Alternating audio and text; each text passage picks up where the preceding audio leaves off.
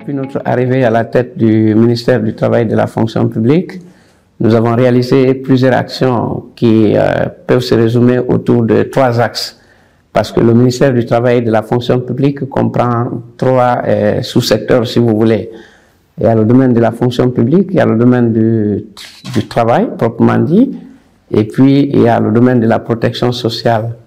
Et donc, en ce qui concerne le domaine de la fonction publique, les actions phares que nous avons menées depuis que nous sommes là concernent essentiellement l'assainissement du fichier de gestion administrative, donc le fichier de la fonction publique, et que nous avons trouvé dans un état pas très orthodoxe, avec beaucoup de cas de fictifs, beaucoup de cas d'agents décédés en service qui n'avaient pas été radiés auparavant, beaucoup de cas d'abandon de poste, beaucoup de cas de double mandatement, c'est-à-dire que des agents qui sont maintenus dans le fichier, qui continuent d'être payés, mais qui évoluaient soit dans les EPA et surtout au niveau du secteur privé, dans les entreprises privées. Donc, ces agents-là, ils étaient donc en cumul de fonctions. Nous avons travaillé beaucoup sur ces différents cas d'anomalies et d'incohérences que nous avons trouvés dans le fichier de la fonction publique.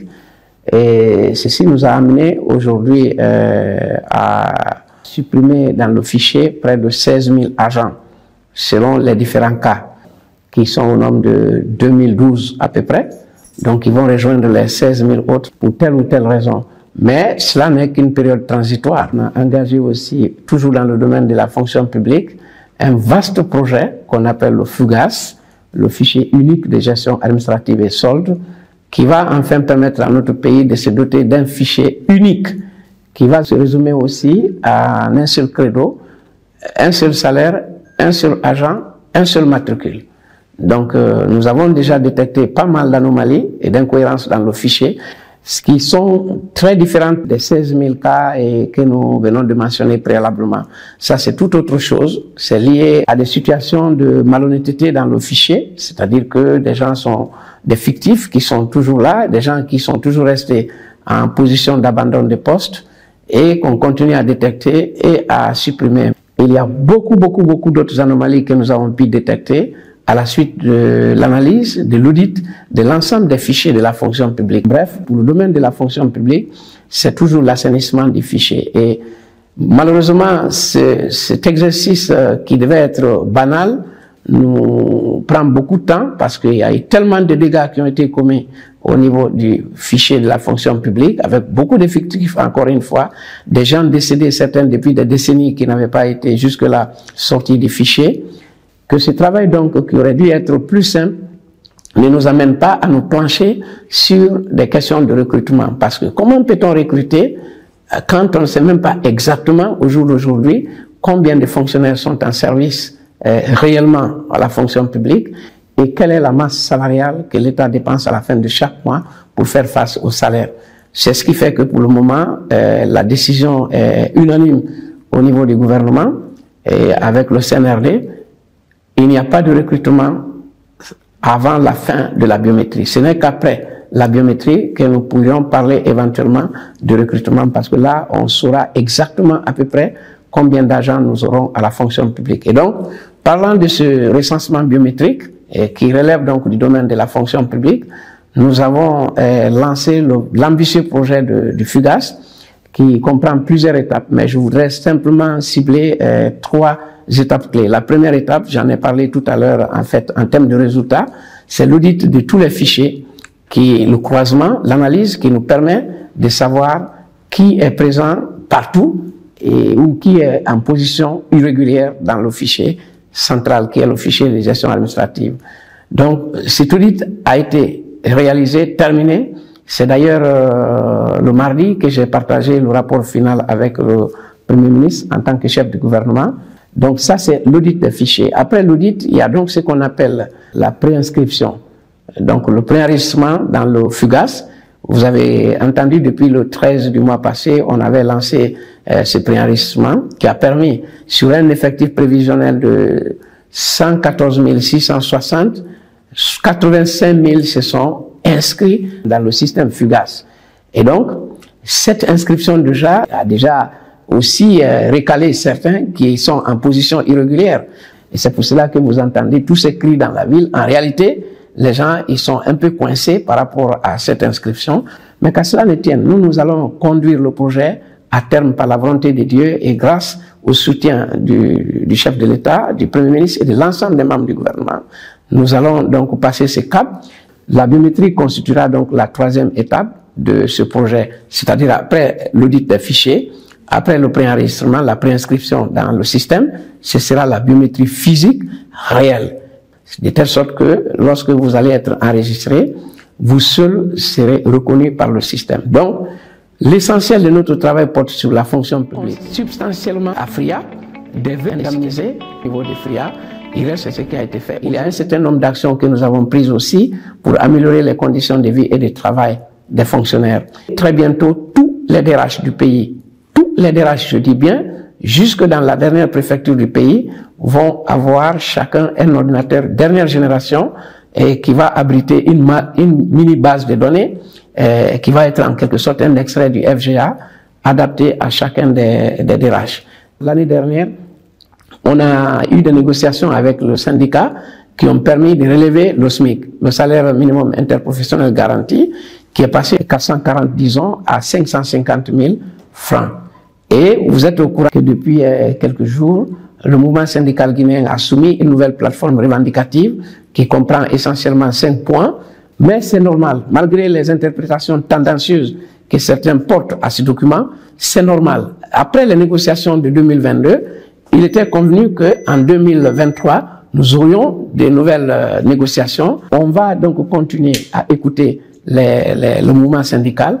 Il y a eu déjà plusieurs rencontres préliminaires qui sont en train de prédéfinir le cadre du dialogue. Et très bientôt, nous irons au dialogue tripartite, gouvernement, mouvement syndical et patronat. Quand nous venions aux affaires, le Conseil national du dialogue social qui régule la vie sociale entre les travailleurs et les employeurs n'était pas en place en Guinée. Nous l'avons mis en place depuis le début, la fin de l'année dernière. Le président du Conseil national du dialogue social a été nommé par décret, les membres mis en place et le siège aussi trouvé. Donc, le Conseil est désormais opérationnel. Il y a également le profil national de la sécurité et de santé au travail qui n'existait pas, qui vient d'être élaboré.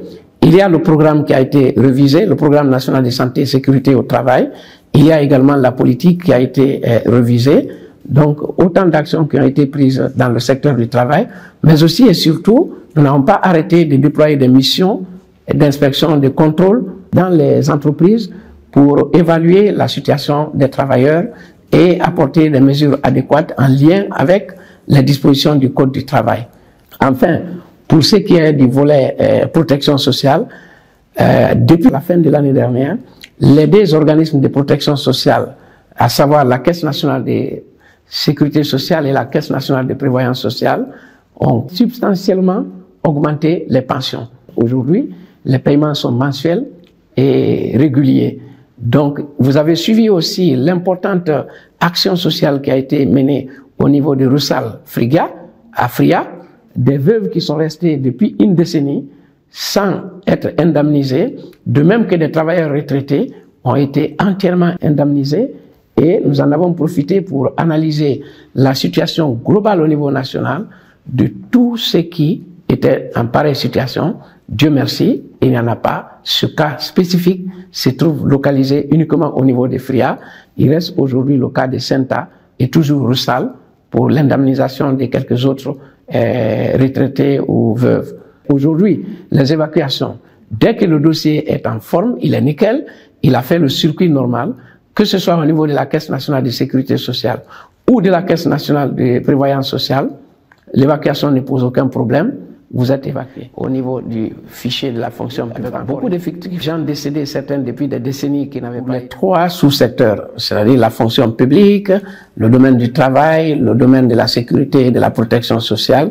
Il y a un vaste chantier de réforme administrative, structurelle et de textes qui a été engagé. Aujourd'hui, pratiquement, nous avons quasiment terminé la révision du Code du travail. Nous venons d'engager, il y a 3 semaines, la révision du Code de la sécurité sociale. Normalement, le travail devrait prendre fin mai, avec le document draft qui va être proposé. Nous avons engagé aussi particulièrement le Code de la sécurité sociale dans le cadre de la CNPS, parce que le Code du travail, lui, c'est du domaine de la Caisse nationale de sécurité sociale. Le Code du travail gère les employés du secteur privé, alors que le Code de la sécurité sociale, tout simple, est du domaine de la Caisse nationale de prévoyance sociale, donc qui gère les pensionnés militaires et civils qui étaient fonctionnaires par le passé. Donc, nous avons aussi ces réformes structurelles. Nous avons lancé aussi, il y a un mois, un vaste programme de formation initiale intensive et bien structurée de 60 cadres en administration et gestion publique.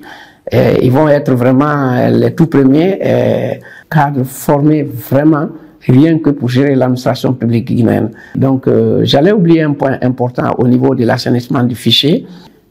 Tout le clan qui s'était installé à la fonction publique, je n'ai pas tardé à le démanteler et à le mettre à la disposition de la justice. Et les preuves qui ont été retrouvées sur ces gens-là sont très accablantes. Ces gens-là, ils ont saturé le fichier de la fonction publique. À la limite, ils l'ont saboté et charcuté. Ils devraient répondre de leurs actes. Il n'y a qu'une seule volonté qui nous anime, c'est assainir le fichier, voir comment nous pouvons améliorer les conditions de vie et de travail des agents de l'État au bout du compte, et éventuellement, pourquoi pas, essayer d'injecter du sang neuf dans l'administration guinéenne à travers peut-être un recrutement qui pourrait intervenir si tout se passe bien, si on a des chiffres clairs et si cela est possible à l'issue de la biométrie des agents de l'État.